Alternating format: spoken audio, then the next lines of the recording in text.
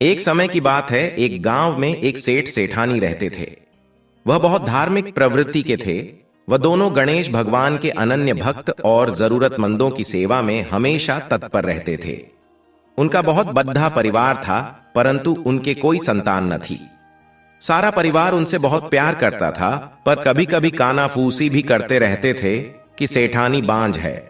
इस बात से दोनों बहुत दुखी रहते थे। एक समय की बात है, सेठ सेठानी गणेश भगवान के मंदिर में पूजा कर रहे थे। पूजा करने के बाद वह मंदिर से बाहर आए कि मंदिर की सीढ़ी पर 4-5 साल का बच्चा बैठा रो रहा है। सेठ जी ने चारों तरफ देखा कि बच्चे के माता पिता कहीं आसपास होंगे, परंतु उन्हें कोई भी दिखाई नहीं दिया। वह उस बच्चे को पुजारी के पास ले आए और बोले, बाबा, यह बच्चा अकेला है, इसके माँ बाप कहीं दिखाई नहीं दे रहे हैं। शाम हुई तो पुजारी जी बोले, सेठ जी, आप इस बच्चे को घर ले जाइए। यदि कोई इस बच्चे को खोजता हुआ आएगा तो मैं उसे आपके घर भेज दूंगा। सेठ सेठानी खुशी खुशी उस बालक को अपने घर ले आई। जब कई महीनों तक उस बालक को कोई भी लेने नहीं आया, तो सेठानी ने उस बच्चे को गोद लेने का मन बना लिया और गांव के सरपंचों की सलाह से गोद ले लिया। उस बच्चे का नाम गणेश रख दिया। ऐसे ही कई वर्ष बीत गए।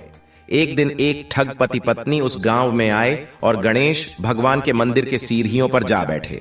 वह दोनों उस गांव के सबसे अमीर आदमी को ठगने की योजना बनाने लगे।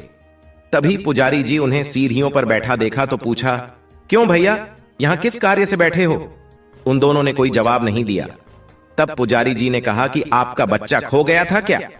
दोनों ठग पति पत्नी एक स्वर में बोले, हाँ हाँ, मेरा बच्चा खो गया है। पुजारी ने पूछा, कितने समय की बात है? वह दोनों अनजाने में बोले, यही कोई 4-5 साल की बात है।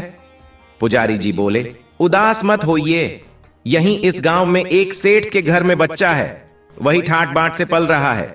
पुजारी जी उन दोनों को सेठ जी के घर ले गए। तब सेठ सेठानी को पता चला कि गणेशा के असली माता पिता आ गए हैं। दोनों बहुत दुखी हो गए, फूट फूट कर रोने लगे। किसी तरह अपने को संभालते हुए सेठ जी बोले, ठीक है, अभी तो बहुत रात हो गई है, कल सुबह होते ही गणेशा को ले जाना। ठगपति पत्नी तो यही चाहते थे। सेठ ने उन दोनों को अतिथि गृह में ठहरा दिया। अब दोनों चोरी का योजना बनाने लगे। इधर अपने से जुदा होने के गम से सेठ सेठानी को गम सता रहा था, जिसके कारण उन्हें नींद नहीं आ रही थी। इधर ठग सभी कमरों की तलाशी लेने लगे। तलाशी लेते हुए तिजोरी वाले कमरे में पहुंच गए। आवाज सुनकर घर के नौकर की नींद खुल गई। तब नौकर ने देखा कि दोनों अतिथि तिजोरी वाले कमरे में कुछ खोज रहे हैं। नौकर ने यह सब भांप लिया और बाहर से कमरे का दरवाजा बंद कर दिया। फिर जोर जोर से चिल्लाने लगा, चोर चोर। घर के सभी सदस्य इकट्ठे हो गए। सेठ जी ने दरवाजा खोलकर देखा तो कहा, ये दोनों तो चोर हैं, हम इन्हें गणेशा को नहीं देंगे। ठगों को अपनी योजना विफल हो दिखी तो दोनों जिद पर अडिडिड आ गए और कहने लगे, गणेशा मेरा बेटा है। सेठ जी बोले, तुम दोनों चोर हो, हम तुम्हें गणेशा नहीं देंगे। तब यह बात सरपंच तक पहुंच गई। फिर सरपंच ने एक शर्त रख दी। दोनों पक्ष को सभा में आमने सामने खड़िड्ढा किया। अब दोनों माताओं को आदेश दिया, आप दोनों सूर्य देव के सामने खड़िड्ढे हो जाए। यह किसके स्तन से गणेशा के मुंह में दूध की धार जाएगी, बच्चा उसी का माना जाएगा। तब गणेश भगवान की कृपा से सेठानी के स्तन से गणेशा के मुंह में दूध की धार जाने लगी। इस तरह गणेश भगवान की कृपा से गणेशा सेठानी को वापस प्राप्त हो गया। हे गणेश जी महाराज, जैसे आपने सेठानी का गोद भरी, वैसे ही अपने सभी भक्तों पर अपनी कृपा बनाए रखना।